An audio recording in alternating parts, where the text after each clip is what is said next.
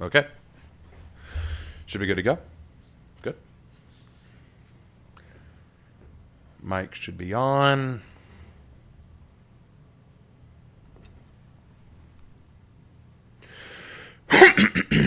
Okay. Cleared throat. Should be good.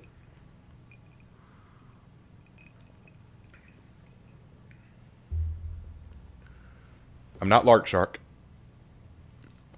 I know that Lark has streamed the last few days, but this is not him. All right. Well, welcome one and all to Raven Reads. We are continuing our read of Monkey King by Wu Chang-en. We left off on chapter 11, so we're going to pick up there, and we're going to try to get through chapter 15 today. No guarantees. I've got a sore throat, so I'm going to read as long as I can, and we will stop where I just can't read anymore. So let's go ahead and get started. Let's not waste any time. While I've still got a throat that can read, let's do this. All right, chapter 11.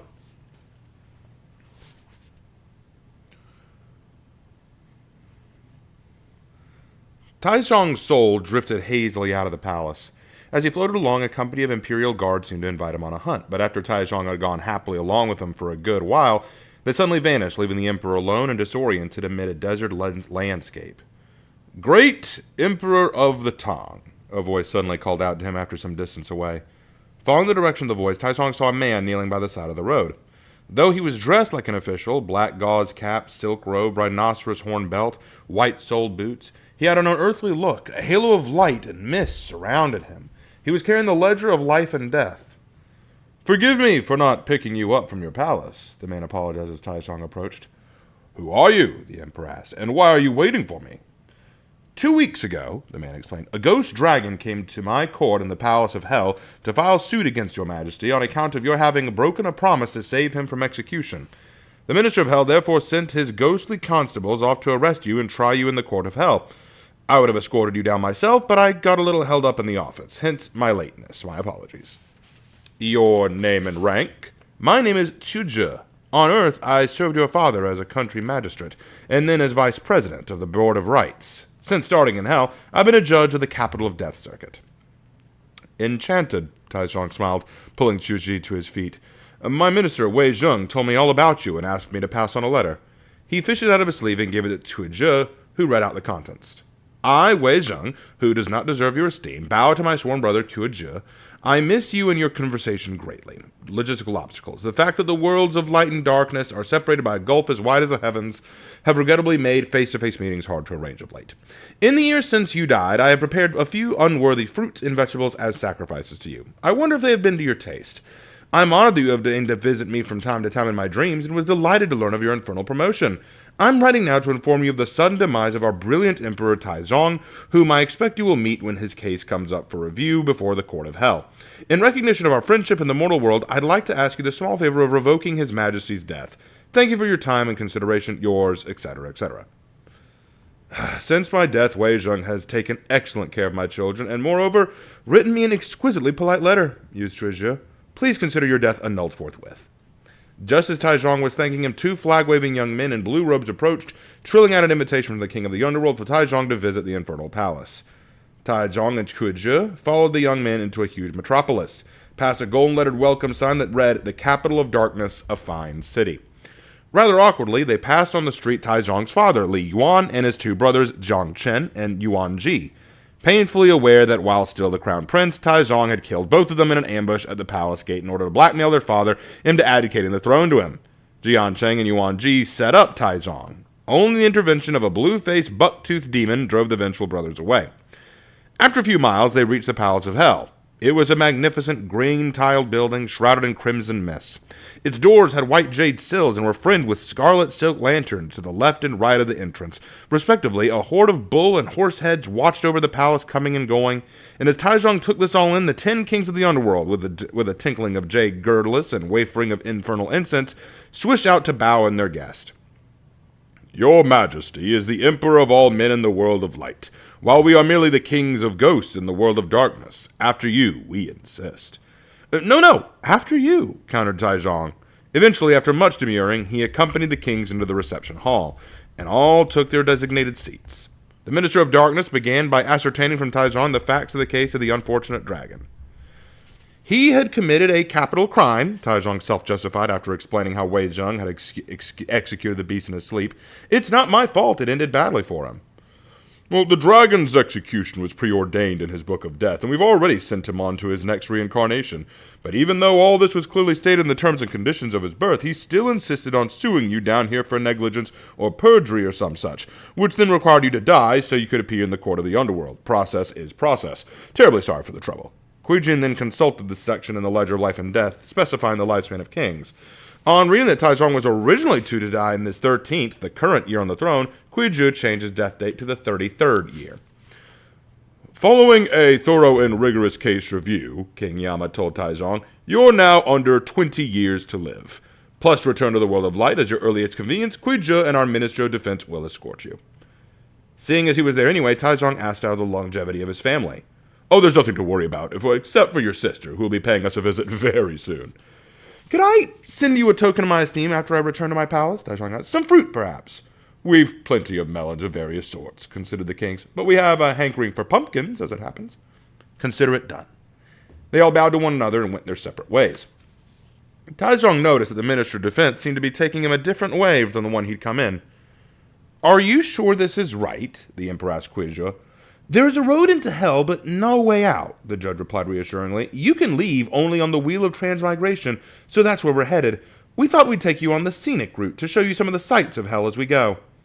After a few miles, they crossed the precipitous mountain of jade, crawling with ghosts and goblins and garlanded with pitch-black demonic exaltations and monster-harboring thickets of thorns. The next came to a sprawl of governing departments, all sights of indescribable grotesquerie, echoing with cries of agony. What happens here? Asked Taizong. This is the 18-story hell, explained Kuiju. It's a merciless honeycomb of torture chambers, injustice cells, and fiery pits. There's something for every sinner. Liars, flatterers, swindlers, unfilial children, bullies, murderers. There's tongue-pulling, skin-shredding, and peeling of these gluttons for punishment out there. Bone-exposing, tendon-severing, freezing, pounding, crushing, grinding, mutilation, evisceration, boiling oil, and, of course, oodles of blood. Does that answer your question? Taizong was too horrified to speak. They now came to 3 parallel bridges. The first, made of gold, they led Taizong over. The bridge to one side was made of silver. A number of respectable, honest-looking individuals were walking across.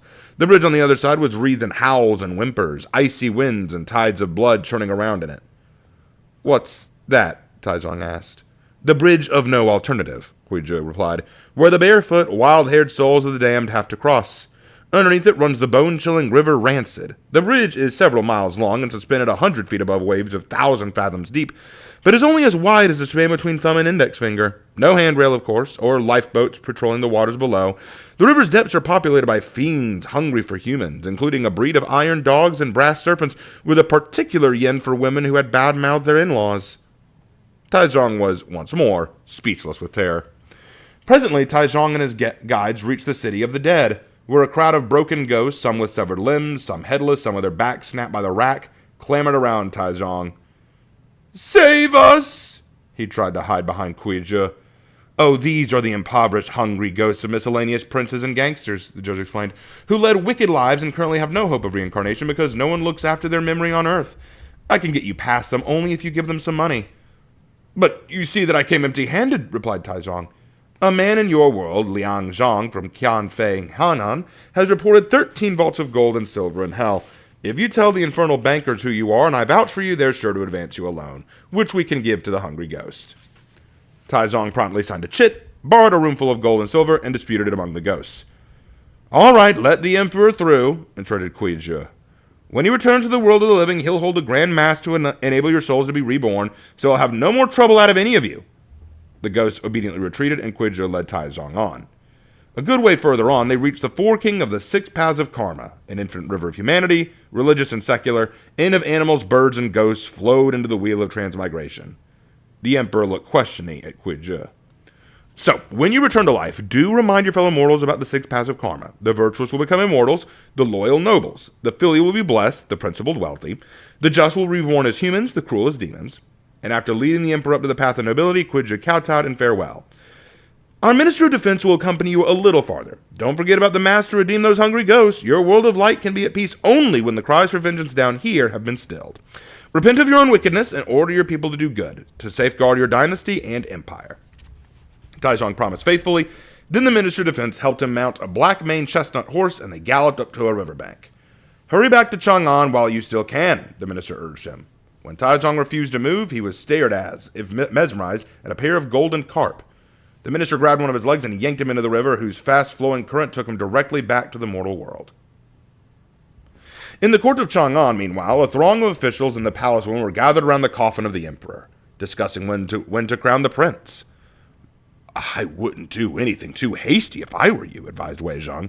"News of the emperor's death will destabilize the empire. And anyway, I'm sure his majesty will return to life in a day or so. Trust me, I know what I'm talking about." Just as one of Wei Zhang's colleagues was countering the spilled water was lost forever, a cry came from inside the casket. "You're drowning me!" The entire court fled for cover except for Wei Zhang and 3 ministers who plucked up the courage to engage with the coffin. "Is there something bothering you, your majesty? Coffin drapes not to your liking, perhaps?" "Oh, what did I tell you?" exclaimed Wei Zhang. "He's coming back to life." The lid was lifted to reveal the emperor sitting up inside, still shouting about being drowned. "Don't worry, your majesty," the brave ministers reassured him. "We're here now. What's wrong?" "The Minister of Defense and Hell just now pushed me into a river while I was watching 2 golden carp," he explained. Wei Zhang quickly ordered some medicinal broth and rice porridge. A couple of portions later, the emperor, after 3 days and nights of being dead, felt quite himself again. The next day, the courtiers swapped their mourning clothes for their usual red, black, purple, and gold court outfits and listened admiringly to the emperor, magnificent in a dark yellow robe, recount his time in the underworld.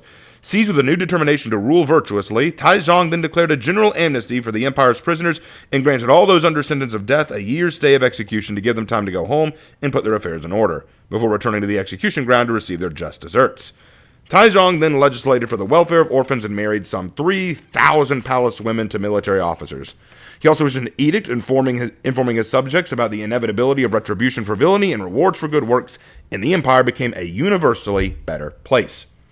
Next, Taizong refunded the roomful of gold silver that he borrowed from the gentleman of Kaifeng. He turned out to be a humble water seller who donated all his surplus income to alms, giving out burning paper money.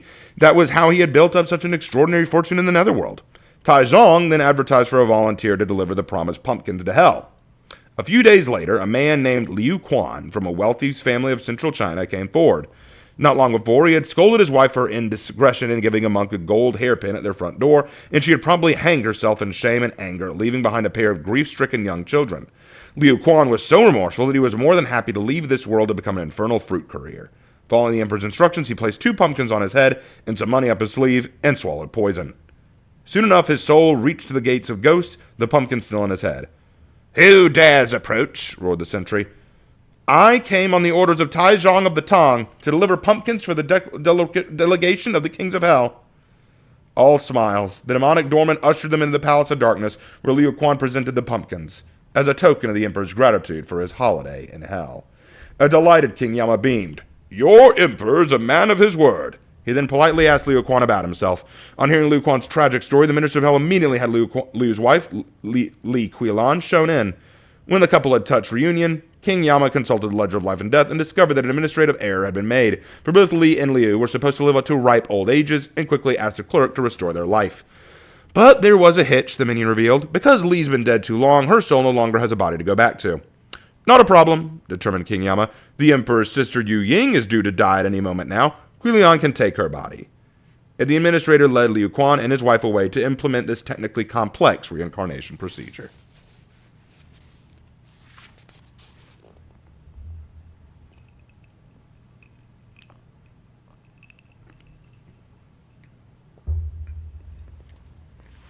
Chapter 12. The infernal assistants swirled Liu Quan and Li Qilan of the Hell into the imperial palace in Chang'an, where Princess Yu Ying was taking a walk. Yama envoy knocked her to the ground, pulled out her soul, inserted Qilan into the still warm body, and swirled back to hell and out of our story. As soon as the palace maids saw that the princess had collapsed and died, they rushed to report it to the throne room. Taizong merely sighed phlegmatically, for King Yama had told him his sister did not have long to live. When the residents of the palace approached her body to pay her respects, they saw that she was still breathing. "Oh, stop crying," hushed the emperor. "You'll startle her." Lifting her head, he called out to wake her. The princess rolled over and opened her eyes. "Who are you? Get your hands off me." I'm your brother, the emperor. My brother's no emperor. My name is Quilian, Li Quilian. I committed suicide 3 months ago when my husband scolded me for showing my face outside the front door. After my husband delivered some pumpkins to hell, King Yama took pity on us and decided to bring us back to life. But Liu Qian ran ahead, and when I tried to keep up with him, I tripped and fell. Stop manhandling me, ruffian. Delirious, pronounced Taizong. She must have bumped her head in the fall. He ordered the princess to be carried inside and given some restorative medicine. But back in the throne room, one of the emperor's aides announced that Liu Quan, so recently deceased, was back outside the gate, awaiting instructions. The amazed emperor had him shown in. How did the pumpkin presentation go? He wanted to know. Oh, very well, Liu Quan replied. King Yama was very touched that you remembered him. He then reported Yama's decision to bring back his wife, back to life borrowing the body of the princess. But I mislaid my wife somewhere between the regions of light and dark. The emperor smiled broadly. So that's why my sister was acting so strangely just now. Her soul's been replaced by that of Liu Quan's wife, of course. In another part of the palace, the revived princess was making her presence felt. I don't need any medicine, and who chose those garish yellow tiles all over this place? And those vulgar decorations? Let me out! A team of palace ladies and eunuchs guided her to the throne room, where Taizong asked if Liu Quan was her husband. We were betrothed as children, and I'm the mother of his son and daughter. Of course he's my husband. She now turned to Liu Quan. Where did you run off to? Why didn't you wait for me? I tripped while trying to keep up, and the next thing I knew, I was surrounded by all these crazy people. Liu Quan had no idea how to respond. This woman sounded exactly like his wife, but looked nothing like her. Taizong now stepped in, declaring that the living, his sister Yu Ying, had been exchanged for the dead Quilian. He gifted Liu Quan with all of his sister's clothing, jewelry, and cosmetics, exempted them from any future conscriptions, and sent the happy couple back to their home where, reunited with their children, they lived happily and virtuously ever after. Having cleared up the confusing business of resurrecting substitution, Taizong turned to his attention to the grand Buddhist mass that he had promised the hungry ghosts he had encountered in the region of darkness. A heated court debate ensued about whether Buddhism constituted a corruptorating foreign faith that urged gullible believers to focus on the possible rewards of a latter existence rather than on the here and now, that undermined social hierarchies between ruler and subject, father and son, for had not the Buddha abandoned parents, family, and ruler? Eventually, though, Taizong's highest ministers passed judgment, extolling the wisdom and compassion of the Buddha and the need for syncretic balance among the three teachings, Confucianism, Taoism, and Buddhism. Taizong then invited monks from all over the empire to Chang'an to take part in the mass and ruled that anyone who further criticized Buddhism would have their arms broken. As to who should lead the mass, there was none as qualified as Gong Rui's son, Xuanzang, a vegetarian monk since childhood, word perfect in thousands of sutras and hymns. After receiving a robe of knitted gold, Zhuangzhan began preparing for the mass. At the Temple of Transformation in Chang'an, monks were gathered, beds were made, platforms were built, music was rehearsed, and an auspicious date selected. On the appointed day, 1,200 monks assembled to receive the emperor's magnificent cortege, illuminated with red silk lanterns and thronged with guardsmen, soldiers, and splendidly dressed officials. When the cavalcade paused in front of the temple, the emperor ordered the music to stop, dismounted from his carriage, and went to lead the worship. Inside the temple, the air was fragrant with sandalwood incense. Vermilion trays were heaped with cakes, sweets, and fruit. Carrying lit incense sticks, all bowed 3 times while priests chanted sutras for the deliverance of the hungry ghosts. Xuanzang and the other monks in turn prostrated themselves before the emperor, who, after a vegetarian banquet, returned to his palace to await the conclusion of the mass 7 days hence. Let us return now to Guan Yin, still in Chang'an looking for a scripture pilgrim. Just she was beginning to despair of finding someone virtuous enough, she heard of the emperor's grand mass. When she discovered that its master of ceremonies was Riverflow, a child of Buddha whom she had personally dispatched into his present incarnation, she knew her search was at an end. As the next stage of her plan, she took to the streets of Chang'an with her disciple Huiyan to hawk 2 of the Buddha's treasures, the decorative robe and the staff, the 3 magic hoops she stored up for use at a later point. A dim-witted monk, insufficiently elevated to have chosen to attend the Grand Mass, but with a few ill-gotten coins to rub together, happened to stroll past Guan Yin, who had transformed herself into a ragged, barefoot monk. His eye was immediately caught by the glowing robe. How much, Scabface? 5,000 ounces of silver for the robe, 2,000 for the staff. You must be mad, the bird-brained monk guffawed. No one will give you so much for that junk. Get away with you. Without engaging further, the disguised Guan Yin and Huiyan carried on their way until they encountered the cortege of Taizong's chancellor Xiao Yu at the Gate of Eastern Resplendence. When Guan Yin refused to step aside to let him pass, Xiao Yu reined in his horse. The luminous robe immediately caught his eye. How much is it? He asked. That depends, Guan Yin replied. 7,000 is the price for the impious, but I will give these items gratis to a faithful follower of the Buddha. The minister now dismounted and treated Guan Yin with the utmost courtesy. Because our emperor is devoted to good works, the capital is currently celebrating a grand mass. The robe would be perfect for the officiating priest, Xuanzang. Xiao Yu led her to see the emperor. What is special about this robe? Taizong asked her. Made from ice-white silkworms, and by immortal weavers, it protects the wearer from calamity. It glows with a magic aura bright enough to illuminate your mortal world. Well, that does sound good, admitted the emperor. And the staff? A former prop of immortals, it laughs at the very idea of old age. Taizong insisted on buying both for Xuanzang, but Guan Yin refused payment in recognition of the emperor's devotion to good works. When the emperor tried to thank her with a vegetarian banquet, she also declined and returned happily to her temple lodging. The emperor immediately summoned Xuanzang to the palace to try on the robe, and it fit him perfectly. The seventh day, the conclusion of the mass swiftly arrived, and the emperor returned to the temple, followed by the most of the capital's population. Let's go and see what all the fuss is about, Guan Yin said to Huyan, and whether this monk deserves our treasures and what he actually knows about Buddhism.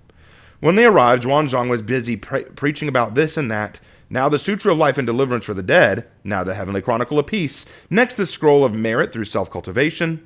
And pushing her way to the front, Guan Yin thumped the platform. Hey, you up there, she heckled. So you know a thing or two about Hinayana, the lesser vesicle of Buddhist enlightenment, but what can you tell me about Mahayana, the great vehicle? Xuanzang gladly jumped off the platform on which he had been speaking to salute his challenger. We know nothing of Mahayana. Please tell us more. Hinayana is the doctrine of the confused. Its followers will never ascend to heaven.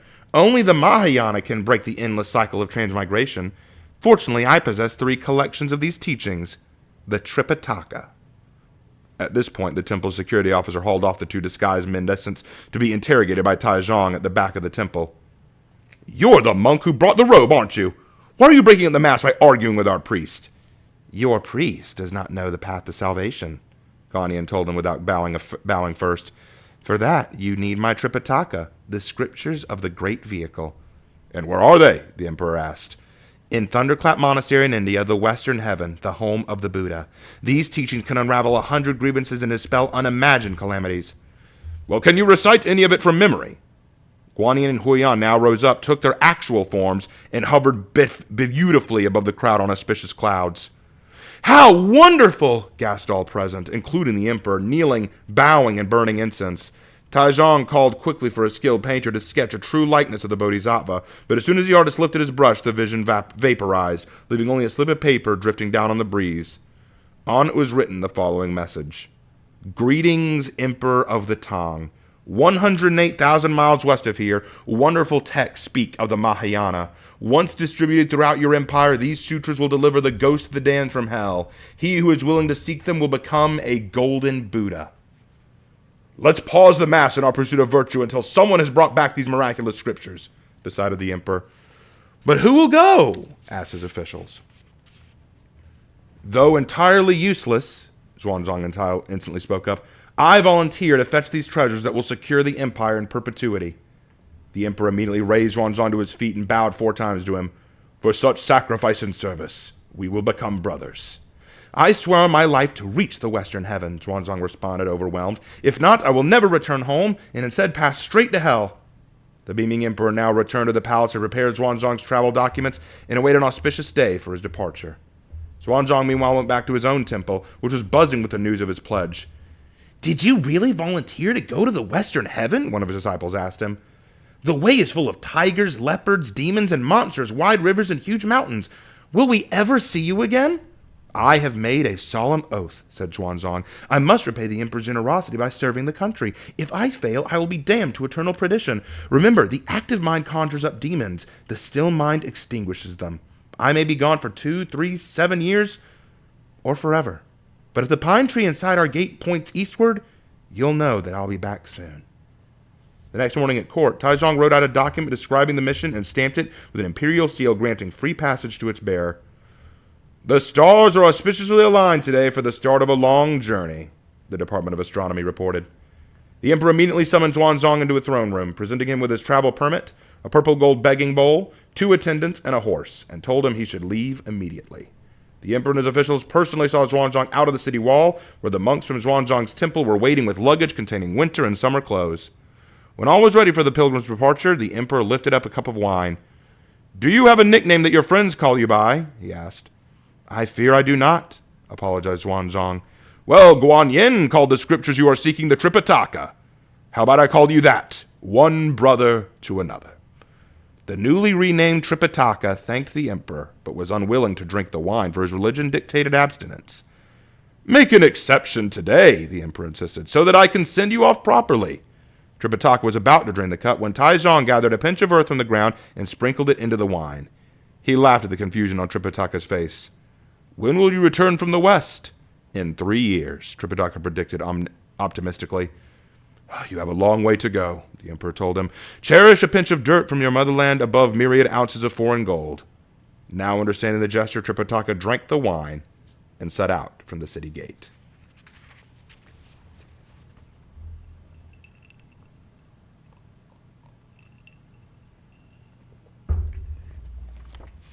Chapter 13. After a week or so of travel, Tripitaka and his 2 attendants left the Empire of the Tang via the frontier town of Haizhou. Impatient to be on his way that frosty, late autumn morning, Tripitaka had set out earlier than was perhaps wise, before sunrise. Having proceeded over a few dozen miles by moonlight, the 3 of them found their way forward blocked by a mountain range. Distracted by searching for the path and by fears that they had taken a wrong turn, they tripped and tumbled into a pit. Almost before they had time to panic properly, they heard a clamor of voices, and a mob of about 50 monsters hauled them out. Back on level ground and trembling with fear, Tripitaka and his attendants beheld a fiendishly hideous demon king. Flashing eyes, saw-like teeth, striped back, wiry whiskers, razor-sharp claws seated in front of them. "Truss 'em up," he roared. Just as the 3 prisoners were to be seasoned for dinner, it was announced that the Lord of Bear Mountain and the Bull Hermit had arrived for a visit. Presently, 2 brawny individuals swaggered in, and the monstrous king warmly received them. "How are you, gentlemen?" the host inquired of his guest. "Oh, same old," responded the Bull Hermit. "These pleasantries complete." The 3 of them sat down for a cordial chat, but their airy presphilage was interrupted by one of Tripitaka's attendants, mewling piteously before the ropes binding them were so tight. "Well, who is this?" asked the Lord of Bear Mountain. Self-delivering supper," replied the Demon King. The Bull Hermit laughed. "May we stay for dinner?" "Be my guest," responded the Demon King. "Let's eat 2 now," considered the ever-moderate Bear Mountain Lord, "and save 1 for later." The Demon King yelled to his retinue to gouge out the hearts and chop up the bodies of Tripitaka's 2 attendants. The guests were served the head, hearts, and livers. The hosts got the limbs, and the rank-and-file ogres got whatever remained. The meal was over in a few noisy seconds. Tripitaka, facing his first ordeal since leaving Chang'an, almost died of fright. As day broke, the 2 visitors took their leave. "Always a pleasure. I'll treat next time." While Tripitaka remained catatonic with horror, an old man with a staff suddenly appeared. With one wave of his hands, the ropes around Tripitaka snapped. He then blew on Tripitaka, who began to revive. "Oh, thank you, Tripitaka cried, kneeling in gratitude. "Up you get," replied the old man. "Do you have everything you came with?" "My attendants were eaten by monsters, and I don't know where my bags and horse have gotten to." "There they are." The old man pointed behind Tripitaka. "Well, where am I?" Tripitaka now asked, a little calmer. "The Double Fork Ridge, a favorite haunt of tigers and wolves." "How did you come to rescue me?" he asked. "The 3 monsters in chief were just local demons. Your primal purity protected you from their fangs. I will point you on your way." After they reached the main road, Tripitaka turned to thank the old man, but found that his savior was floating upward on a vermilion-headed crane. After he had disappeared, a slip of paper fluttered down on which was written, "I am the planet Venus, sent from the west to rescue you. Magic disciples will soon join you to help you on your journey. Do not blame the scriptures for what lies ahead." After bowing his thanks, Tripitaka carried on his sad and lonely way. For half a day he traveled the ridge without encountering another living soul. Weakened by hunger and discouraged by the roughness of the path, his situation took another turn for the worse, when his way forward was blocked by 2 growling tigers and several coiled snakes. With no idea what to do, the temple had offered no training course for this kind of encounter. Tripitaka resigned himself to certain death, while his terrified horse collapsed and refused to get up. At this moment of maximum desperation, however, Tripitaka's predators suddenly fled as a plucky-looking, bearded man approached down the mountain. He was armed with a steel pitchfork and a bow and arrows, and wore a leopard-skin cap. Tripitaka fell to his knees. "Oh, great king!" "You've nothing to fear from me," the new arrival assured Tripitaka, raising to his feet. "I'm just a local hunter called Liu Bokin. I was not searching for some dinner. Ha ha! I hope I didn't scare you." "I'm a Buddhist monk from the Tang Empire, sent to fetch scriptures from the West. You saved me from those tigers and snakes. How can I ever thank you?" "They know I'm a hunter," replied Bokin. "That's why they ran away as soon as they saw me. We're actually compatriots, you and I, for this bit of country still counts as part of the Tang Empire. Come on with me to rest your horse. I'll see you on your way tomorrow." Tripitaka happily accepted. After one hill, the wind started up again. "Oh, stay there," Bokin said. "Where there's a wind, there's a wildcat. That's your dinner on its way over here." Tripitaka, as usual, was paralyzed with fear, while the indomitable Bokin faced off with a tiger, which tried to flee as soon as it saw the hunter. "Where do you think you're going? Ha ha!" thundered Bokin, attacking the animal with his trident. Eventually, after a couple of hours' struggle, the tiger grew tired, and he dispatched it by driving the pitchfork through its chest. Perfectly composed, Bokin dragged the blood-soaked carcass by the ear back to his village, which turned out to be a rather picturesque settlement with a stone bridge and white-walled houses. On arriving home, the hunter introduced his mother and his wife to Tripitaka and his mission. "Tomorrow is the anniversary of your father's death," the old lady observed. "Could our visitor recite some scriptures for the occasion?" A filial son, Bokin immediately set to preparing incense and paper money for an ancestral ceremony. Night quickly fell, and servants produced several steaming platters of freshly cooked tiger meat. Bokin invited Tripitaka to help himself. There would be rice to follow. "I'm afraid I've never touched meat in my life," the embarrassed Tripitaka explained. "Oh dear," responded Bokin. "I fear we can't cook you anything vegetarian because our pots and pans are covered in tiger grease." "Please, don't worry. You just saved my life. Starving is better than being tiger food." "Leave this to me," Bokin's mother told her son. She immediately ordered her daughter-in-law to burn the fat off a small pan, scrub it clean, and purify it with boiling water. Then boil some wild mountain vegetables in a broth, cook some yellow millet with corn, and serve up 2 bowlfuls of dried vegetables alongside. As Tripitaka thanked her and sat down to eat, Bokin set up his own banquet at another part of the table. It was a modest spread. Some unsauced bowls of tiger meat alongside dishes of musk deer, snake, fox, and rabbit flesh, and strips of venison jerky as well. The following morning, the family asked Tripitaka to begin the mass for Bokin's father. After washing his hands, Tripitaka lit incense in the family shrine, bowed and struck his wooden fish, a percussion instrument on accompanying rituals, and spent the rest of the day reciting sutras. When evening came around once again, more incense was burned along with paper gods and horses and a written prayer for delivering the dead. That night, the soul of Bokin's father visited all the members of his family in their dreams. "I won't lie to you," he told them. "It's been rough in the ranks of the damned and the unreincarnated. But things are looking up. Now that Tripitaka's sutras have cancelled out my sins, King Yama has approved my transmigratory transfer to a noble family in China. Do warmly thank Tripitaka on my behalf and see him safely on his way. Mustache about to be reincarnated now." On waking, the family rushed to thank Tripitaka, who delighted to hear from the dream message. He refused the ounce of silver they tried to press on him and asked instead that Bokin escort him part of the way west. Bokin's mother baked him some biscuits for the journey, and the 2 men set out with 3 servants. After traveling for half a day, they came to a mountain so high that it seemed to stretch to the sky. Bokin began skipping up the slope as if it were a flat ground. Halfway across, though, he stopped. "You must go on alone from here," he told Tripitaka, "for this is the mountain of 2 frontiers. The eastern side belongs to the Tang, but the western half to the Tartars. I'm not allowed to cross the border, and in any case, I have no authority over the Tartar wolves." Just as the timorous Tripitaka began to weep and tug at the hunter's sleeve, a voice boomed over the base of the mountain.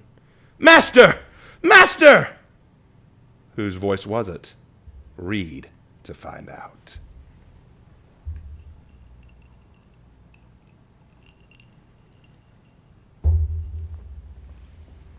Chapter 14. "Oh, it must be that monkey trapped in a stone casket beneath the mountain," ventured one of Bokin's servants. "Of course," exclaimed Bokin. "Who else?"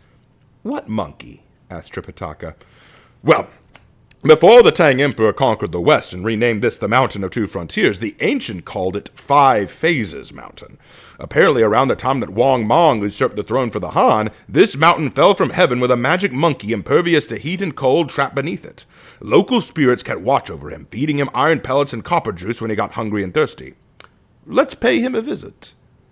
Back at the foot of the mountain, they discovered, as advertised, a stone casket containing a monkey. His head and hands had squeezed through the gaps, and he was gesticulated wildly. "Oh, what took you so long, master? Oh, get me out of here, and I'll keep you safe on your journey to the west." The monkey was not looking his best. His eyes blazed above hollow cheeks. His head was carpeted with lichen, grass, and moss. Wisteria was growing out of his ears. Boken got close enough to pluck some of the grass from his temples and the sedges from his chin. "I've nothing to say to you," Monkey informed him saltily, "but send that monk over here." "What for?" Tripitaka asked. "I've some questions for you. Did the king of the east send you to seek scriptures in the west?" "He did indeed. Why do you ask?" "I am the great sage equal to heaven. 500 years ago, I rebelled against the Jade Emperor, and the Buddha pinned me underneath this mountain as punishment. But a while back, Guan Yin stopped by as her journey to the east to find a scripture pilgrim. She said that if I swear off violence, worship the law of the Buddha, and escort the scriptured pilgrim to the west, the Buddha will reward me. I've been watching and waiting for you ever since." Tripitaka beamed. "Well, that's wonderful. But how can I release you from the stone box? I have no axe or drill." "Easy. The Buddha stuck a plaque on top of the mountain engraved in gold. Lift that up, and out I pop." Tripitaka asked Boken to come with him. "Do you think he's telling the truth?" the hunter asked doubtfully. "I swear!" yelped Monkey. So Boken and Tripitaka went up the mountain a second time, hauling themselves up on the creeps. At the summit, they found a square stone slab hallowed with golden light and mist, bearing the gold inscription Om Mani Padme Hum.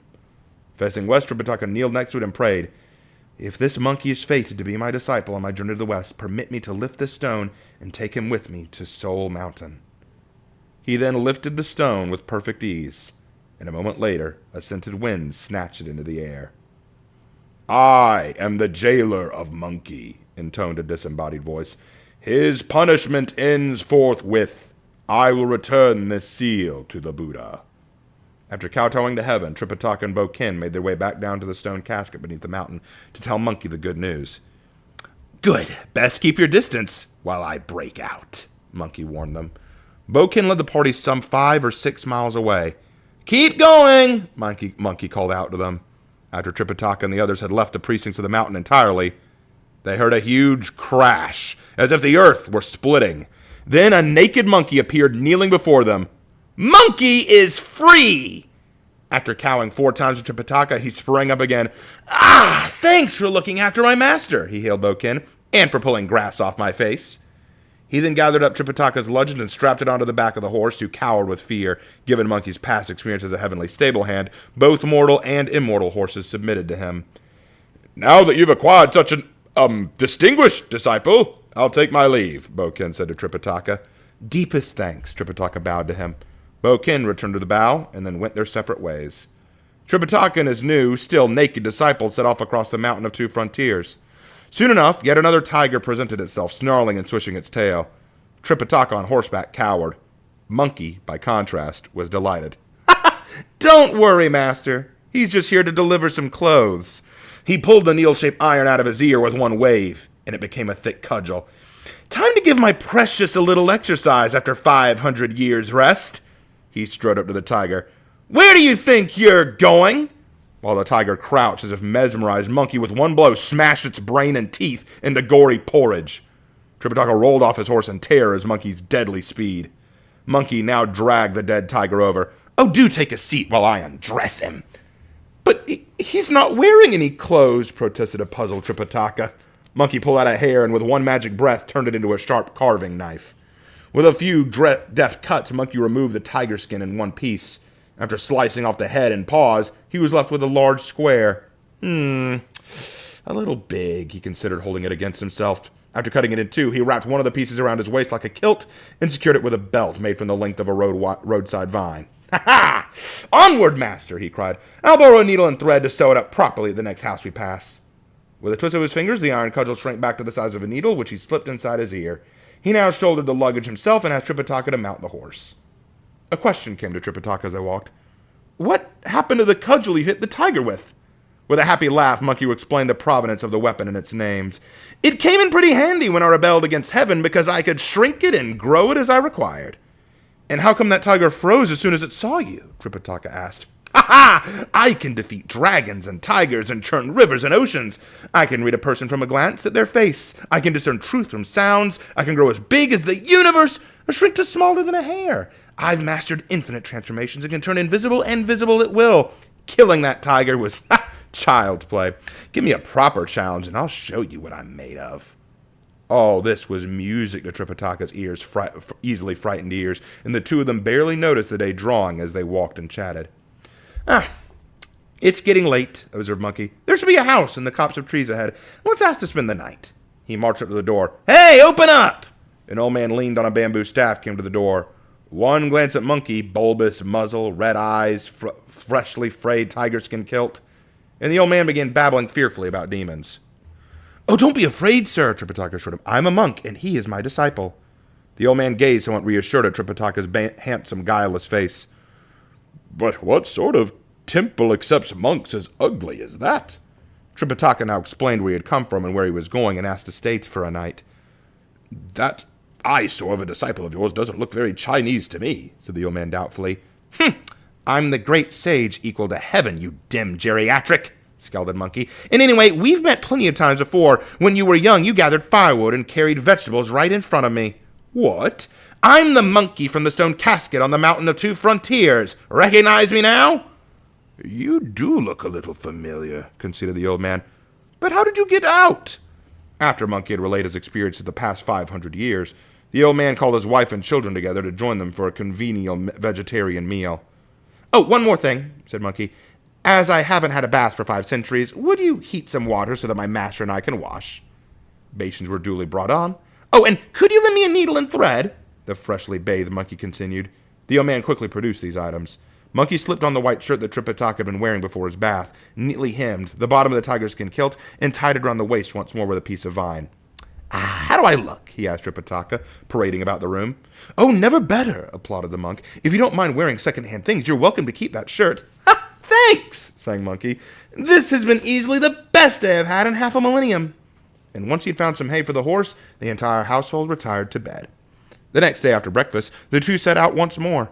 On they went for months, traveling by day and resting at night, until one day in early winter 6 men jumped out at them from the side of the road, armed with spears, swords, and bows, and shouting, Your money or your life! Dumb with fear, Tripitaka tumbled off the horse. Monkey picked him up off the ground. Don't worry, master. These nice men have just come to give us all their clothes and money. Is there something wrong with your hearing? Tripitaka asked them. Master, you just look after our things, Monkey said soothingly, while I go and, have an exchange of views with them. But there are 6 of them to 1 of you, and you're undersized monkey. How will you manage? Monkey sauntered up to them with arms folded. Why, may I ask, are you blocking our way, gentlemen? We are the kings of this highway, they replied. Famed for our feats of wealth redistribution to ourselves. Ha! Though you seem inexplicably ignorant of our reputation, we are eyes that see and delight, ears that hear and rage, nose that smells and loves, tongue that tastes and desires, mind that sees and lusts, and body that sustains and suffers. Give us everything you possess, or we'll smash both of you to a pulp. I see, mused Monkey. 6 hairy bandits. Hand over all your ill-gotten gains, or I'll pulp you. Snorting with a combination of amusement and rage, the highwaymen attacked at Monkey's head for a good 10 minutes or so. Monkey was entirely unbothered. Tough nut to crack, this one, observed one of the robbers. Monkey giggled.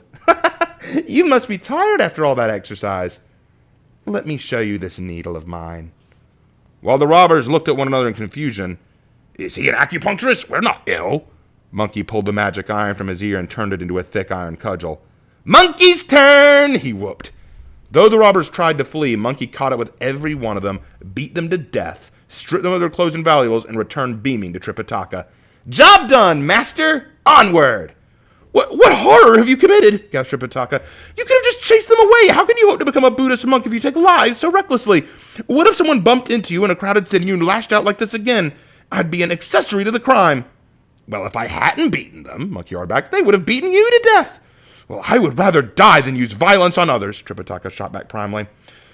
When I was king of Flower Fruit Mountain 500 years ago, Monkey pointed out, I killed more people than I can remember. I'd never have gotten to be great sage equal to heaven otherwise. Ha! And that's what got you pinned beneath a mountain for the last 5 centuries with only copper juice to drink. You'll never get to the west if you carry on like this. Now, this monkey of ours had never taken well to being told off, and immediately lost his temper. Timber. Well, if that's how you feel about it, fine. He snapped and shot off into the air. Ah, Tripitaka sighed. I just offered him a little constructive criticism, and off he went in a huff. Oh, it seems that fate does not wish me to have a disciple. Even if I wanted him back, I have no idea how to summon him. I'll just have to go on alone. His staff in one hand, the reins in the other, he plodded sadly on westward. Before long, he spotted coming down the mountain towards him an old woman holding a silk shirt and a patterned cap. As she approached, Tripitaka reined in his horse and stood to one side to let her pass, but she stopped for a chat. What's a Buddhist monk like you doing along this road? Tripitaka explained the purpose of his journey. But the Buddha lives in Thunderclap Monastery in India, 108,000 miles from here. How on earth will you get there on your own? She wondered. I did acquire a disciple not so long ago, but he was a rather unruly type. When I gave him some gentle advice, he flounced off. I'm just on my way back from visiting the temple where my late son was a monk. The abbot gave me this shirt and cap to remember him by. As you've a disciple, I'll pass them on to you. Thank you, but I don't think he's coming back. Which way did he go? The old woman asked. East, I think. I'm heading in that direction myself. I'll catch up with him and tell him to return. I also happen to know a useful little rhyme, true words for controlling the mind, which I sometimes shorten to the tight hoop spell. Memorize it secretly, and don't tell it to another soul. Get him to put on the shirt and cap, and next time he misbehaves, recite the spell, and he'll never disobey you again. As Tripitaka bowed his thanks, the old woman turned into the beam of light and zapped eastward. Only then did Tripitaka realize that his benefactor had been Guan Yin in disguise. After scattering a few pinches of earth, a wilderness substitute for incense, and bowing worshipfully towards the east, he hid the shirt and cap in his pack and sat by the path, practicing the tight hoot spell, which he soon memorized. Meanwhile, Monkey had cloud somersaulted straight to the eastern ocean. Pausing his cloud over the surface of the water, he parted the waves and driven down to the Water Crystal Palace, where a flustered Ao Guang, the Dragon King, sprang up to greet him. After exchanging courtesies, the dragon invited Monkey to take a seat. I did hear that your jail term was up. Forgive me for being late to offer my congratulations. I imagine that you have returned to your old haunt on Flower Fruit Mountain? I did think of that. But then I decided to become a Buddhist monk. Oh, really? Queried the Dragon King. Well, I owed Guan Yin a favor, and she said I should escort the Tang Emperor's scripture pilgrim Tripitaka to the west. Oh, good for you, applauded the Dragon King. So what are you doing here, then? Tripitaka didn't appreciate me. When I killed a few robbers who got in our way, he fussed and nagged at me. I can't be dealing with that sort of nonsense, so I decided to return to Flower Fruit Mountain after all. I thought I'd drop in on you the way there to ask for a cup of tea. Well, I'm honored, responded the Dragon King. Their tea drunk, Monkey asked about the painting on the wall behind him. A deed of some kind sitting on a bridge, and a young man presenting a shoe to them. Oh, it's the story of immortal Huang Xingong and the future founder of the Han Dynasty, Zhang Liang, the Dragon King explained. Sitting on a bridge one day, Huang Xiong suddenly dropped one of his shoes and asked Zhang Liang, who happened to be nearby, to fetch it. Zhang not only retrieved it, but even kneeled to put it back on Huang Xiong's foot. This happened twice more. Each time, Zhang Liang brought the shoe back without a trace of irritation. Impressed by Zhang's good humor, Huang gave him a book of celestial strategies, which Zhang used to found the Han Dynasty. And afterward, Zhang Liang retired to the mountains and studied to become a Taoist immortal. If you don't help Tripitaka, or learn to work hard and accept criticism, you'll always be more of a demon than an immortal. Monkey silently mulled over these words.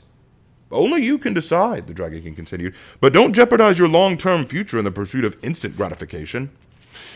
All right, Monkey capitulated. I'll go back to the monk. Then I won't hold you up any longer, the Dragon King continued. With a whoop of farewell, Monkey somersaulted out of the sea and back onto their cloud. And who should Monkey run into on his way back? But Guan Yin. What are you doing here? She demanded. Why aren't you looking after Tripitaka? Caught off balance for once, Monkey bowed from the edge of his cloud. Well, yes, a monk did come by and save my life, and I did become his disciple. But then he scolded me for murdering people, and I ran off. But don't worry, I'm heading back to him now. Well, hurry, Guan Yin urged him, and each went their separate ways.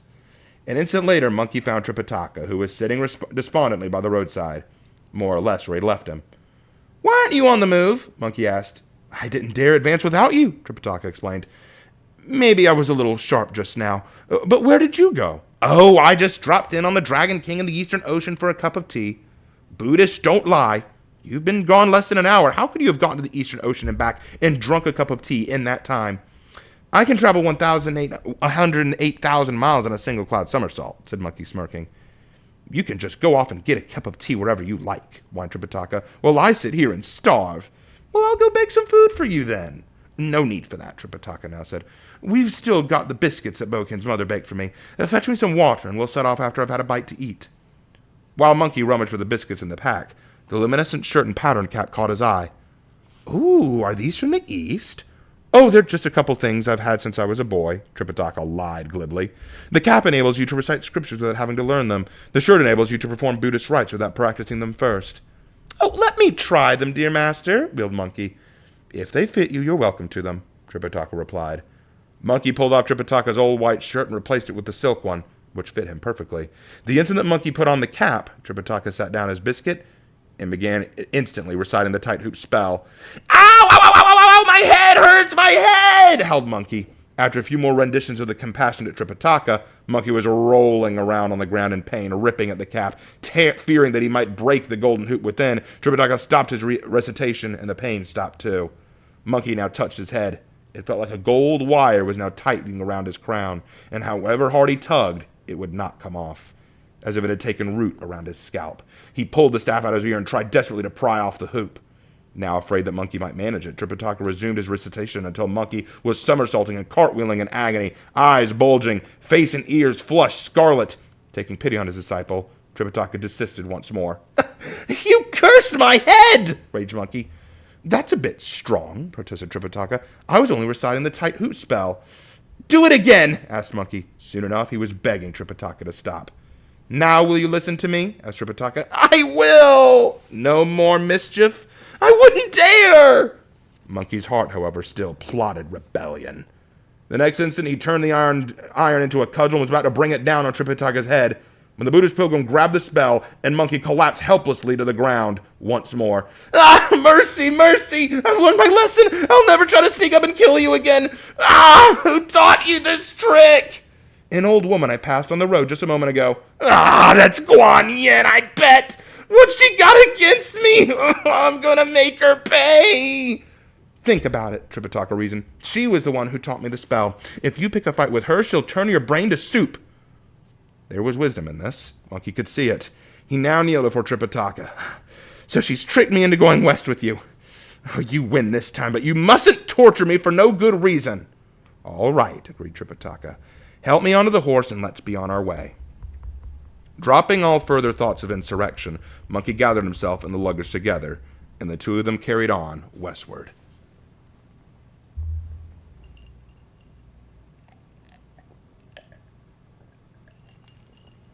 Needed some water. Sorry about that. I love this chapter, especially because one thing that I do want to pause here and just point this out because I think it's very funny. We need to take a moment to analyze this. Many people who read Journey to the West like to think that Tripitaka, while a coward, is a pure soul. Like he's a pure, good person, and we're all supposed to learn to be like him. But we notice that Tripitaka isn't exactly pure himself. Like, for example, when Monkey says that he had gone to have tea with the Dragon King, Tripitaka says, hey, Buddhists don't lie. There's no way you could have done that. But then a minute later, when Monkey is looking at the cap and shirt, he's like, ooh, what's this? Tripitaka lies and says, oh, I've had those since I was young. So a Buddhist doesn't lie, but Tripitaka freely lied to Monkey. So what I like about this is it does demonstrate that Tripitaka isn't exactly pure or noble either. People who read Journey to the West and presume like, oh, well, Monkey just has to learn control. It's true, but he's not learning it from Tripitaka. He's learning it from his experiences and exploits. So there's a lot more depth to this story. What I may do after I'm done reading this, I may do a whole stream where I just break down Journey to the West and basically what it's trying to say. So I just think that's really interesting. Tripitaka seems a bit of a hypocrite. He's a good person. Tripitaka is honestly a good person, but he is definitely a hypocrite. He's got his problems. If you look at each character from Journey to the West as an allegory, Tripitaka is the human drive, is the human will that keeps going. He's the one who keeps going no matter what. He always keeps traveling. He never stops. Even when the others want to stop, he's the one who keeps going. That doesn't mean that he's always pure. But anyway. All right, so chapter 15. We'll do this one, and then we'll probably have to stop. But at least now we finally got Monkey back, right? Because I know people were wondering where he was. All right. Chapter 15. Bulma's a perfect Tripitaka. Yeah, you're not kidding, Hannah. You're not kidding. Oh, by the way, forgive me. I was trying to do my best monkey impression there. That was hard. All right, here we go. Chapter 15. It was the dead of winter. A freezing north wind blew across the ice-coated landscape over hanging cliffs, rocky precipices, and rugged mountain paths. One day, while crossing Serpent Coil Mountain, the travelers reached the bank of a stream. Just as Monkey was wondering aloud whether they had reached the famous Brook of Eagle Sorrow, a dragon surged out of the water and made for Tripitaka. Monkey managed to drive Tripitaka to safety, but the dragon swallowed the horse and harness whole and disappeared back into the stream. After settling Tripitaka on safe high ground, Monkey returned to discover the bag still on the bank, but the horse gone. A quick aerial reconnaissance confirmed that the horse had entirely vanished. I'm sure that dragon ate the horse, he concluded upon returning to solid ground. Tripitaka crumbled instantly, fountaining tears. 1,000 mountains and myriad rivers lie ahead. How can I go on? Misery and woe. Monkey found his master's terror extremely irritating. Oh, calm down, for goodness sake. I'll have a word with that dragon to give us our horses back. Don't leave me, Tripitaka implored. What if he suddenly appears and snatches me? Ugh, you are totally useless, Monkey fulminated. First you want a horse, then you won't let me fetch you one. Why don't we just sit here watching our bags till we get old and die then? Don't be so treachy, Monkey, a chorus of voices called from above. And do stop blubbering, Tripitaka. We are spirits sent by Guan Yin to offer you secret protection. While Tripitaka bowed, Monkey bruised himself with administrative matters. I want your names and ranks so I can put together a register for the guardian spirit protecting Rhoda. The 40 old deities obediently recited back their names and occupations. The gods of darkness and light volunteered for the first shift. The rest of you can go get lost for the time being, Monkey told them. Now you take good care of Tripitaka while I go after this damn dragon. He tightened his vine belt, hitched up his tiger skin kilt, and stood guard by the bulge of the stream, armed with his staff. Hey, lawless loach, he yelled at the water. Give back my horse! Having thoroughly eaten the horse, the dragon was at his moment lying on the bed of the brook, nurturing his humors and cultivating his digestive juices. When this abusive demand reached his ears, though, his heart became fire, and he leapt back out of the churning stream. Who dares insult me? Without pausing for formalities, Monkey whacked the dragon's head with his staff, while his opponent fought back with teeth and claw. After a long and frenzied engagement, the dragon eventually grew tired and retreated back to the bed of the stream. Monkey continued to heap vitriol upon him, but the dragon suddenly developed hearing difficulties. Monkey went back to Tripitaka and made a full report. That day you killed the tiger, you said you could defeat any animal, Tripitaka needled him. Why not this dragon? Monkey was very susceptible to this kind of provocation. Enough, he bellowed. I'll go have a few more words with him. He bounded back to the stream, mustering his magic powers. He churned the calm waters of Eagle Sorrow until they resembled the turbid zigzag waves of the Yellow River at high tide in order to flush the dragon out. When you're stuck at the bottom of a well, someone's bound to drop a rock on your head, the unfortunate dragon thought to himself. Barely a year after I escaped execution in heaven, here I am being harassed by this churlish demon. He decided to reemerge to have it out with Monkey. Who are you and why are you persecuting me? Oh, never mind that. Just give me back my horse and I'll let you be, Monkey demanded. Well, it's a bit late for that. I'm digesting it. Well, in that case, it's an eye for an eye then. After a few more rounds of battle, the dragon, who was after all a rather small specimen, escaped by turning into a water snake and vanishing in the grassy undergrowth. Monkey was so enraged by this disappearing trick that smoke poured out of his 7 apertures. Reciting a spell, he summoned the local earth and mountain spirits, who promptly kneeled before him. Show me your shanks, and I'll give you each 5 blows of my staff to vent my feelings. Oh, forgive us for not organizing a welcome party, they wailed obsequiously. We've no idea you'd be released from 5 Phases Mountain. All right, I'll let you off then, but tell me where that fiendish dragon came from and why he ate my master's horse. The spirits were nonplussed. You have a master? We always thought you were a primordial being of the first rank, insubordinate to heaven and earth. That's the old monkey. Guan Yin released me from my 500 years of torment only on the condition that I escort the Tang Emperor's monk, my master, to India to fetch scriptures. That's why I'm here. Keep up! We see. Well, a while back, Guan Yin saved a jade dragon from execution on condition that he join your pilgrimage and sent him here to behave himself until the scripture seekers picked him up en route. When he's hungry, he usually grabs the odd bird or deer. He's meant to be on your side. How has he ended up eating your horse? But anyway, just ask Guan Yin to get him to surrender, and we're sure you'll all get along famously. Monkey relayed all this to Tripitaka.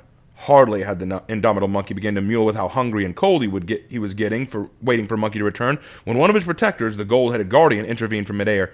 "Don't stir yourself. I'll fetch her." "Much obliged," Monkey shouted back. "Quick as you can, please." Thanks to a speedy cloud transportation system, the Guardian soon reached the South Sea and asked to be shown to Guan Yin and her purple bamboo grove. "Tripitaka and Monkey are at a fix. They've lost their horse at the Brook of Eagle Sorrow on Serpent Coil Mountain. The local deity said that the dragon you'd sent to the stream had eaten it, so Monkey requests that you subdue the lizard and get him back to their horse." "That creature is the son of Al Run of the Western Ocean," Guan Yin replied. "After he set fire to the palace and its luminous pearls, his father accused him of being unfilial, and the heavenly court condemned him to death. I asked the Jade Emperor to send him down to Earth instead to carry Tripitaka to India. What's he playing at eating their horse? I'd better go and sort out this mess myself." Traveling by auspicious light, the two made their way to Serpent Coil Mountain. It was business as usual there, with the Monkey standing on the bank of the stream hurling abuse into the water, and as soon as the golden-headed guardian informed Monkey of Guan Yin's arrival, Monkey sprang into the air and began railing at her. "Some mistress of mercy you are! What have you got against me?" "The red buttock stable, Monkey. All that trouble I took to send a scripture pilgrim to save you, and not a word of thanks." Oh, that's rich. That's rich. When you saw me the other day, couldn't you have just told me to behave myself? Why did you have to tell Tripitaka to trick me into putting on that tight hoop so he can torment me whenever he feels like it? "Well, an unruly monkey like you has to be restrained somehow, otherwise you'll never reform. You need to experience a touch of adversity before you become an enlightened Buddhist," she told him. "Oh, all right, let's call it quits over the torture hoop. But why did you send that wretched dragon to eat my master's horse? That was a touch of adversity too far." "I personally intervened with the Jade Emperor to have this dragon wait for you here to carry the scripture pilgrim west. Do you really think an ordinary Chinese horse can carry you all the way to the Buddhist Soul Mountain?" "Well, we've not gotten off on the right foot, and he's too scared to come out. So what do I do now?" "Stand on the bank," Guan Yin instructed Monkey, "and shout, 'Come out, third prince, Jade Dragon, son of Alrun, Guan Yin's here to see you.' That should do the trick." After two such summonesses, the little dragon leapt out of the water into a cloud. "Oh, thank you for saving my life," he said, bowing to Guan Yin, "but I'm still waiting for that pilgrim of yours to show up." "Why, this is his senior disciple," Guan Yin gestured toward Monkey. "Him? But he's my sworn enemy. Just because I got hungry and ate his horse yesterday, he's been making my life hell. He never said a word about the scriptures." "Well, you weren't exactly fulsome with pleasantries yourself," retorted Monkey. "I asked who you were," countered the dragon, "but you just kept yelling about your horse." "Monkey brain," scowled Guan Yin. "You can't manage this quest alone. Along the way, you'll collect other disciples to help you. If anyone asks, tell them you're on a scripture pilgrimage, and we can avoid any more of these unpleasantries." As Monkey took this on board with surprising serenity, Guan Yin dipped a willow branch into her vase of sweet dew, sprinkled it over the little dragon, and blew an immortal breath over him. The dragon transformed into a horse identical to one that had been eaten. "After you've redeemed your sin through the pilgrimage, you will become a golden Buddha," Guan Yin told him. The little dragon meekly accepted his mission. Guan Yin now turned to Monkey. "Take this horse to Tripitaka. I'm going back to the South Sea." Monkey clung fast to her. "I can't do it. The road to the west is too treacherous, and this monk is so useless. This quest will be the end of me."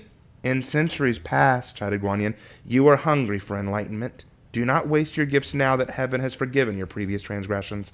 You need faith and perseverance to reach nirvana. If you find yourself in mortal danger, call on heaven and earth, and they will hear you. If you are in truly dire straits, I will personally come to your rescue. Come here, I have some more magic power to give you." Picking 3 leaves from her willow branch, she placed them on the back of Monkey's head. "These leaves have turned into 3 hairs with life-saving power.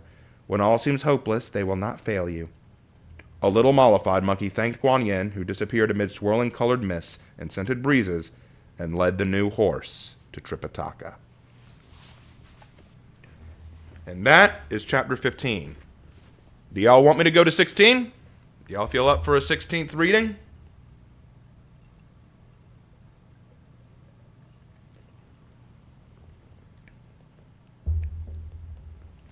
You know, I have a question that's a bit of the dilemma of the eagle. Since Wukong can somersault miles in a jump, why not carry Tripitaka to the scriptures?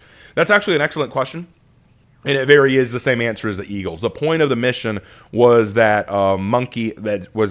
they had to take the full course west. Otherwise, they wouldn't learn anything. It actually is a major plot hole that many bring up. All right, got a lot of people saying they want to hear more. What about you, Hannah? You still listening, or are you out?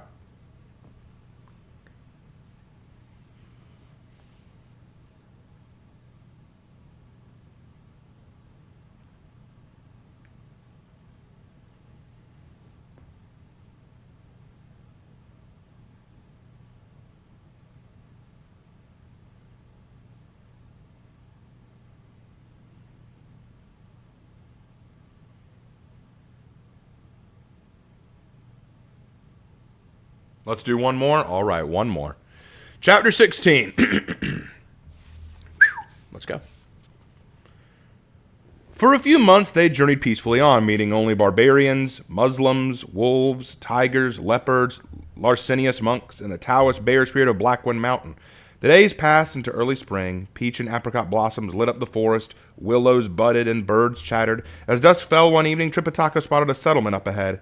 It looked like a pleasant, prosperous place. A clutter of thattered houses, neat bamboo fences, and willow-edged patches.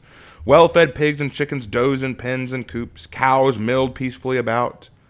"How about asking to spend a night there before we go on?" Tripitaka suggested. After a brief look around, Monkey agreed. At the entrance of the village, they met a young man dressed in a blue jacket, rolled-up trousers, and straw sandals. He had an umbrella in his hand and a pack on his back, and was clearly in tearing hurry when Monkey grabbed him to ask a question. "Hey, what's the name of this village?"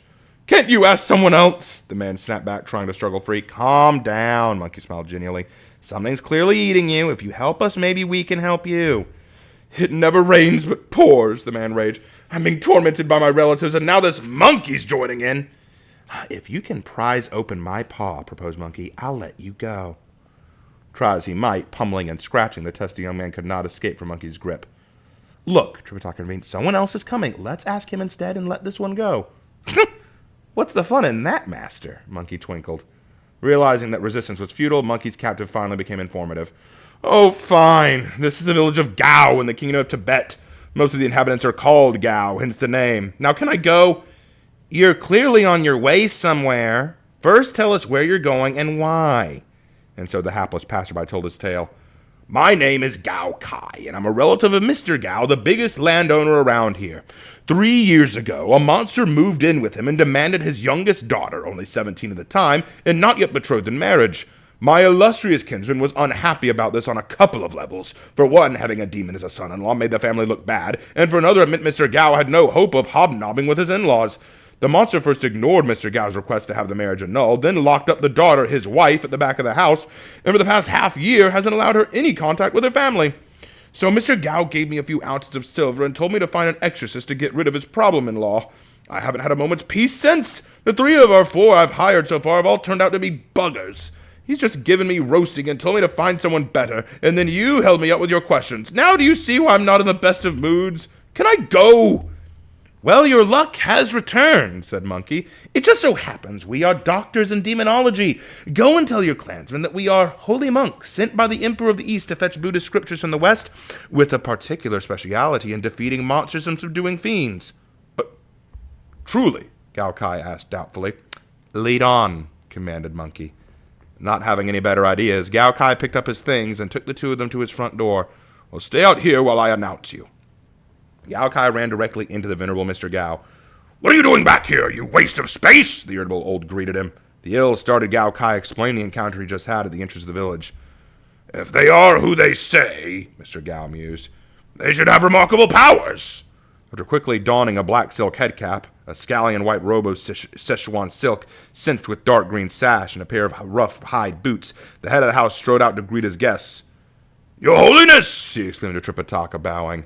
Then he spotted the less attractive, hideous even Monkey, to whom he did not extend the same courtesy. "Hey, how about a hello?" asked Monkey. "I've already got one demon in the family," Mr. Gao hissed at Gao Kai, "and now you brought this hard to my door?" "Hey, don't judge a book by its cover," Monkey preached. "I'm ugly but useful. I'll overlook your hurtful personal comments for the time being and devote myself to expelling your unwanted son-in-law and reuniting you with your daughter." Still shaking with fear, the old man had no choice but to invite them in.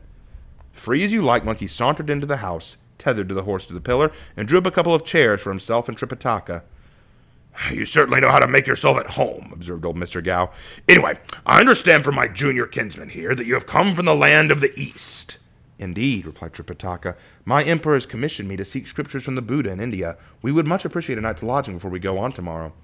"Then why did you say you were in the monster-capturing business?" asked Mr. Gao.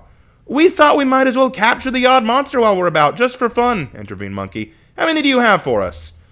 "Heavens, how many do you think I could cope with? Just the one, my son-in-law. That's more than enough." "Well, tell me about this trouble-making relative," Monkey requested. "Before he moved in, we never had a problem with phantom, ghost school, spirits, or fiends in this village," Mr. Gao explained. "The only blot on my happiness was the lack of a son." But I have 3 daughters in order of age: Fragrant Orchid, Jade Orchid, and Emerald Orchid.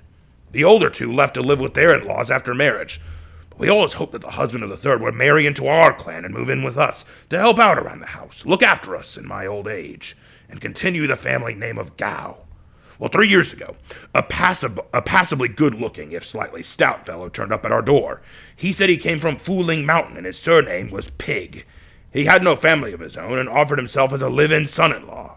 Seeing as he came with no strings attached, I took him in. He'd been a hard worker, I'll grant you that. He's so strong he doesn't need any animals or tools on the farm. He starts early and comes home late. Truth to tell, we were pretty happy with the arrangement in the beginning. But then the trouble started up. First, his appearance began to change. His nose and ears started to grow, and a forest of bristles sprang up at the back of his head. He put on weight. To put it bluntly, he looked more and more like a pig. His appetite had become monstrous. He puts away between 3 and 5 pecks of rice at one sitting. A snack is at least 100 bread rolls. Just as well he's vegetarian. If he demanded meat and wine, he'd have eaten and drunk me out of house and home in 6 months. Maybe he needs to eat a lot because he works so hard, Tripitaka suggested. His appetite's actually the least of my worries, resumed Mr. Gao. He's also fond of riding the wind and stirs up an almighty mess of stones and dirt whenever he comes and goes. Terrible nuisance for me and my neighbors. And when he locked up my youngest daughter, Emerald Orchid, in the back room of the house, I haven't seen her for half a year and don't know whether she's dead or alive. Hence my suspicion that he's a demon and my search for a reliable exorcist. Don't worry, old man, Monkey said, grinning. Before the night's out, I'll capture him. Have him sign the divorce papers and return your daughter to you all in one time. Forget the paper trail, said Mr. Gao. Just get rid of him for me, or my relatives will never speak to me again. Consider it done, Monkey reassured him. By the time they'd eaten, night was drawing in. Do you need any weapons or reinforcements? Mr. Gao asked Monkey. Just me and my staff, replied Monkey, removing the magic iron from his ear. With one wave, it grew into a substantial cudgel. Onward! When they reached the door of the monster's room, Monkey asked for the key. If I had the key, I wouldn't need you, would I? Mr. Gao sighed. Just my little joke, Monkey chortled, noting that the lock had been sealed with a molten copper. It gave way with one irritable blow of his staff. Inside it was pitch dark. Call out to your daughter, Monkey instructed. Emerald Orchid! Mr. Gao cried nervously. Father, came a weak reply. I'm over here. Despite the darkness, Monkey could discern a beautiful but unkempt girl, thin, pale, hair disheveled, face unwashed. As soon as she saw her father, she grabbed hold of him and began to wail. Oh, stop crying, barked Monkey. Where's the demon? I don't know, she replied. Since learning that father wanted to exorcise him, he's taken to leaving early and coming home late, traveling by cloud and mist. I've no idea where he goes. All right, said Monkey. Take your daughter to safety, Mr. Gao. I'll wait for your son-in-law here. Mr. Gao happily led his daughter away. Monkey transformed himself into the exact likeness of the girl and awaited the demon. Before long, a tornado-like wind blew up, scouring the village with dust and gravel. It subsided to reveal a genuinely hideous monster. He had a dark, bristly face with long snout and huge ears. He was wearing a greenish-black cotton shirt and a patterned hanky of sorts on his head. Monkey lay on the bed, moaning, pretending to be ill. Entirely taken in, the monster approached, took his wife in his arms, and demanded a kiss. Ah, so it's horseplay he's after, is it? Thought Monkey, who treated the demon to one of his holds. A deft twist of the snout sent him crashing to the ground. Dusting himself off, the monster now stood more circumptuously at the side of the bed. You seem miffed with me today, my love. Is it because I'm back so late? You're so uncouth, trilled Monkey. I'm not feeling at all well today, but you come demanding a kiss? Get undressed and go to sleep. The unsuspecting fiend did as he was told. Meanwhile, Monkey got up to sit on the chamber pot. Where are you, my sugar plum? The monster asked, now in bed and unable to find his beloved. You go to sleep, Monkey told him. I need to unburden myself. Then he began to sigh theatrically. Oh, what's wrong now? Asked the monster. All day my parents made a terrible scene outside the door. They said you were rude, ugly, and completely unpresentable as a son-in-law. That you'd ruin the family name. They complained that they never met any of your relatives, and there's no idea where you go every day on all that cloud and fog. So I'm understandably not in the best of moods. Well, I'm not a great looker, conceded the monster, but we did have a full and frank prenuptial discussion about all this, after which they gave the marriage their blessing. Why are they going back over old ground now? I told them at the outset that I came from the Cloud Path Cave on Fooling Mountain. My surname is Pig, and my given name Stiff Bristles. It's true I have a healthy appetite, but I pull my weight around the farm, draining ditches, building walls, plowing fields, planting crops. You've nice things to wear, and flowers, fruit, and vegetables all year round. If they give you any more trouble, just remind them of all this. At least I'm dealing with an honest variety of fiend, Monkey thought, smirking. He's just told me everything I need for a full background check. Out loud again, Father's still trying to get you exercised, you know. Don't lose any sleep over that, Stiff Bristles guffawed. I know as many transformations as there are stars in the Big Dipper. I've also got a 9-prong rake and friends in high places. Even if your family hired the monster-sweeping patriarch of the Ninefold Heaven as a shaman, he'd swap sides as soon as I reminded him of my own past acquaintance. Well, actually, dear, they were talking about bringing in the great sage equal to heaven to get rid of you. You know, the one who rebelled against heaven 500 years ago. 3/10 of the color instantly drained from the monster's face. In that case, I'm off. Consider yourself divorced. That monkey is pretty talented. The demon was heading for the door when Monkey grabbed him. Recognize me now. Monkey shook off his disguise, and when Stiff Bristles turned to face him, he was treated to a close-up view of the real Monkey's protruding teeth, flashing eyes, and hairy face. With a loud rip of his shirt, he slipped out of Monkey's grasp and escaped as a gust of wind and myriad beams of burning light.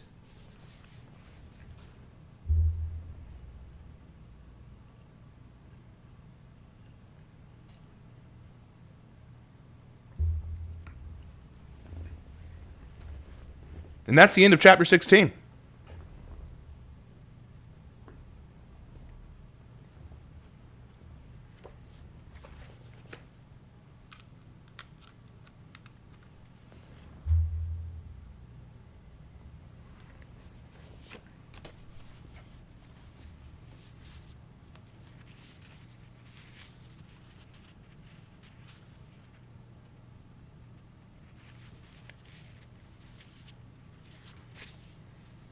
But I get the feeling y'all want to hear the end of this.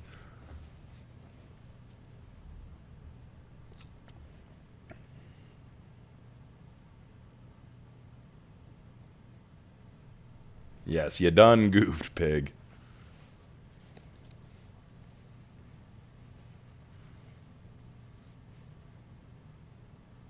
I just love the fact that Sun Wukong didn't just attack Zhu Baizhe right away. He literally trolls him for a little while just to mess with him and then brag a little bit and say, oh, I heard they were calling, the Sun Wukong guy, this great sage equal to heaven. Yeah, I heard that's who they're getting. Just to see his reaction.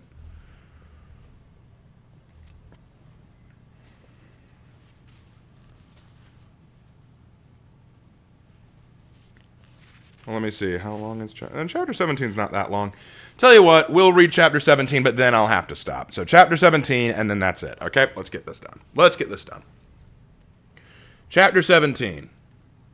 Hotly pursued by Monkey, the light sped back to the pig's ancestral mountain, where the monster regained his earthly form, fished out his 9-prong rake, and joined battle.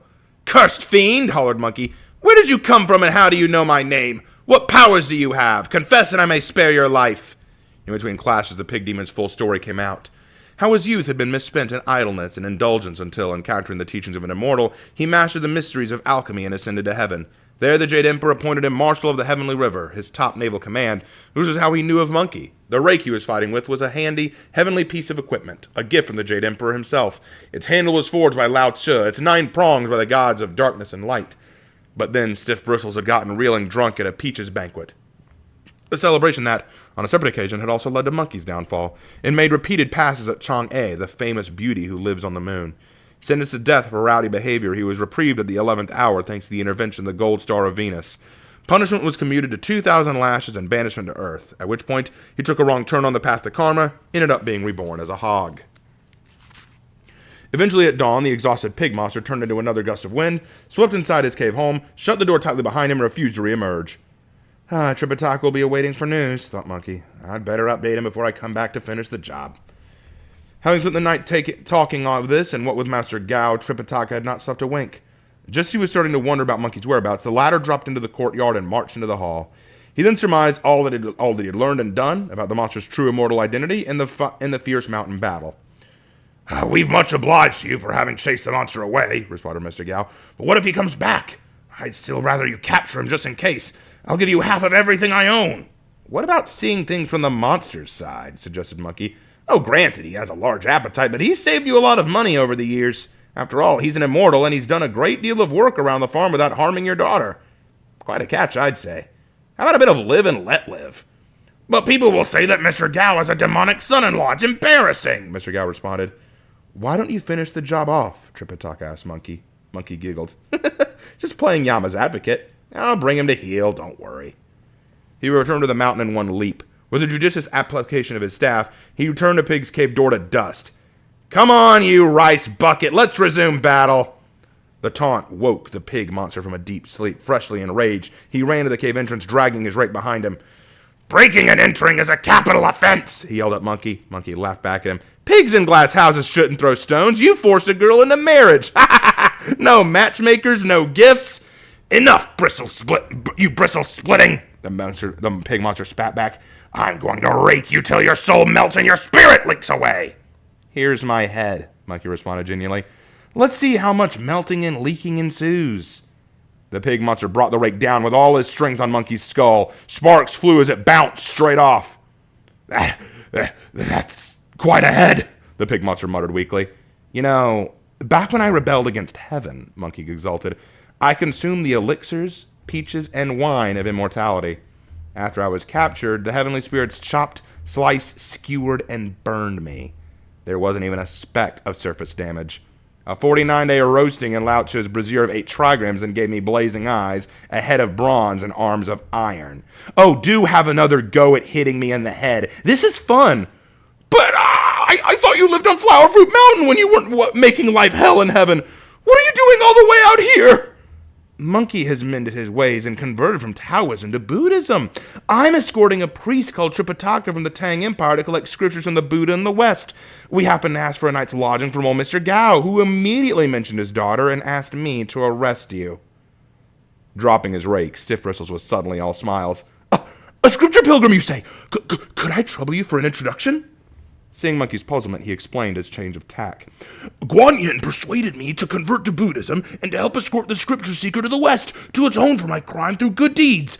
She gave me a religious name as well, Pig Awakened to Power. You may call me Pigsy. I've been waiting here for years. Why didn't you tell me you were his disciple instead of attacking me? Oh, don't deal me, pig. Swear to heaven you're telling the truth. The pig monster kowtowed, banged his head against the ground like a pestle. May I be minced 10,000 pieces if I lie. Just to be on the safe side, Monkey confiscated the rake, turned one of his hairs into a rope, and with no trust, Stiff Bristles and dragged him back to the ear to Mr. Gao's place. In an instant, they were back in the village, where Mr. Gao and Tripitaka were overjoyed to see Monkey again. That's my son-in-law, exclaimed Mr. Gao. The pig monster fell to his knees before Tripitaka. Forgive me, master. If only I'd known that you were a guest of my father-in-law, I'd have paid my respects straight away, and we wouldn't have had any of this unpleasantness. How did you get him to surrender? Tripitaka asked Monkey. You tell him, thickhead, Monkey ordered Pigsy, whacking him with the handle of the rake, and the story tumbled out of the captive.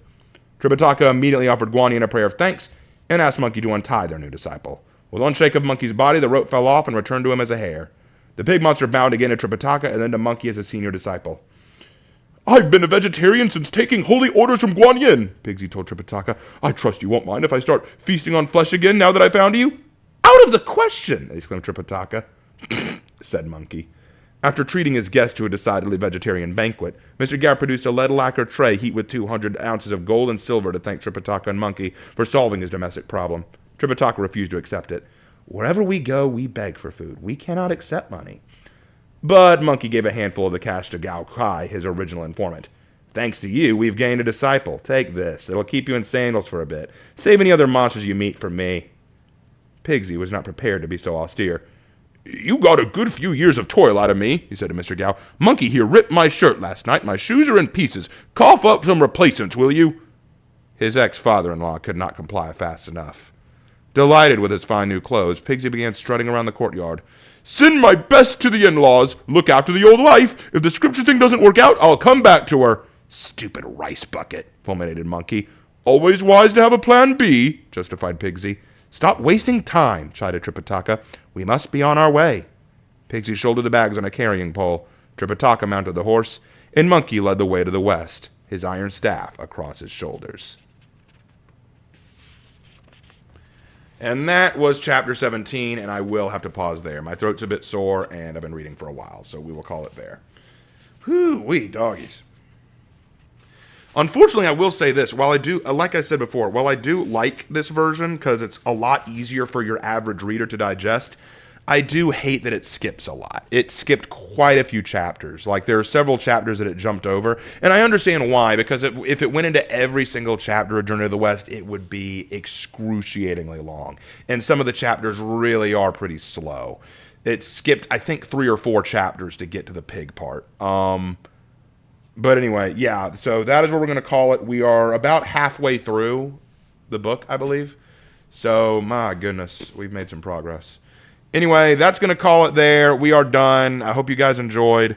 Let me know what you think, either in the chat while I take another drink or in the comment section after we've signed off. And that should do it for the evening. Yeah, in tonight's reading, we finally got Monkey back. Monkey joins the crew, then the Dragon Horse, and now Pigsy. So we've almost got everyone. The only one missing now is Sandy. So looking forward to that. All right, well, I think that's it. Thank you guys so much, and I will see you in my next video. Take care, guys, and see you next time.